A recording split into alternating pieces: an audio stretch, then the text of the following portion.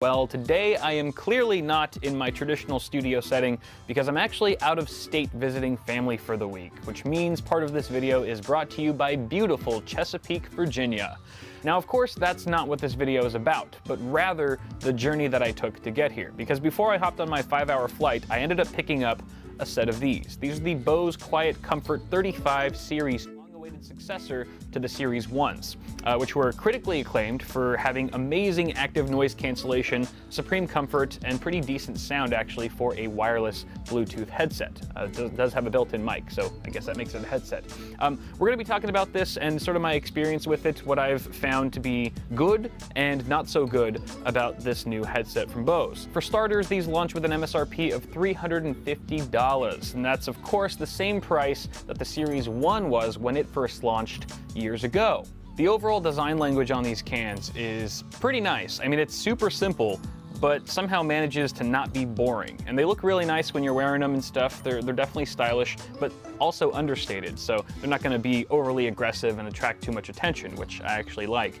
Additionally, we've got sort of a plastic housing all around, which surprisingly is sturdy for how light it is. And I will say the exception is with the adjustable ear. So no matter how many times you do this, it's probably gonna hold up fairly well over time. You also get an Alcantara headband on the inlay here, which is fantastically comfortable. Actually, everything about this headset makes it supremely comfortable for long periods of listening. That's including the very soft to the touch ear pads. I wouldn't call them memory foam, but they're incredibly soft. They're kind of like having pillows on your ears. And additionally, you've got just a perfect clamping force. For my size head anyway, I kind of have an average size head. I feel like the clamping force is spot on. The only thing I will say is that when you're actually not using your headphones and you're turning the ear cups out like that, they're a little bit tight around my neck in particular, unless I completely extend the headband. So bear that in mind if you're the kind of person who just likes to have them relaxed there.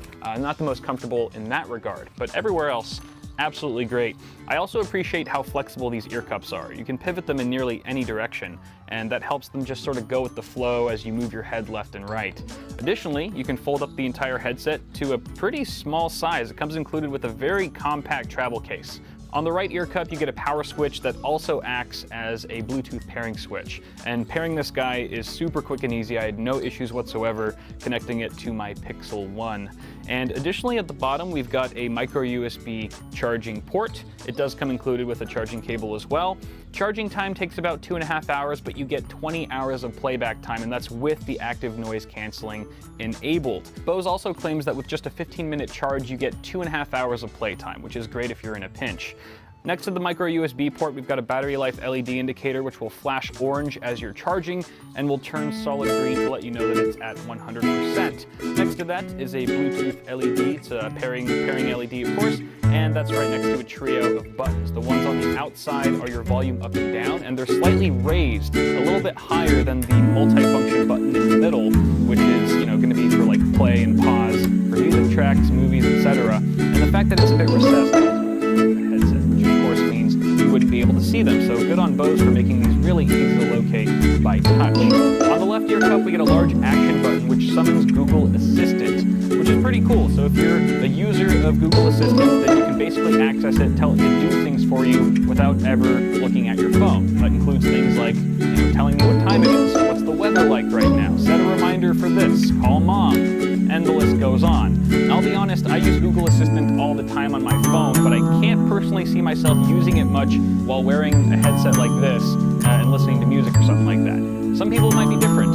So I think at the end of the day, this is going to be one of those features that you either really need and are going to use all the time, or something that you can honestly live without. Now, if you don't have a need for Google Assistant, you can actually reprogram the action button to adjust the level of active noise cancellation. I think you have to download the Bose Connect app in order to do that, but once you do, pressing the button once will adjust it from either off to low or high noise cancellation. At high noise cancellation, I can hear probably 10% of the engine noise on the airplane. It's actually really good, and it still retains its title, in my opinion, as being one of the best active noise cancellation headphones, over-ear headphones, I should say, on the market. Finally, on the bottom of the left ear cup, you get an auxiliary port, meaning yes, you can use these as wired headphones, which would basically save you a ton of battery life. I think you go from 20 to 40 hours of playback time, and they do include I think this is a mini jack to a 3.5mm cable for you to use.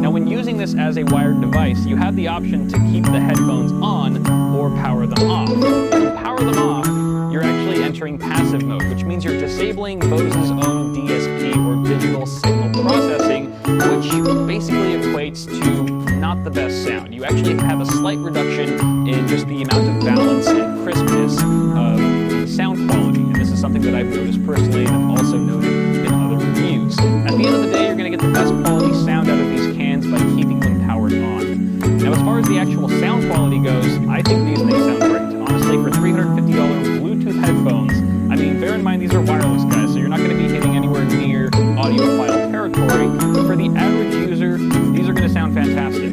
As is the case with a lot of Bose products, these are fairly bass heavy, but don't get me wrong, they still have some pretty crisp sounding mids and highs as well. I feel like those have been tweaked a little bit.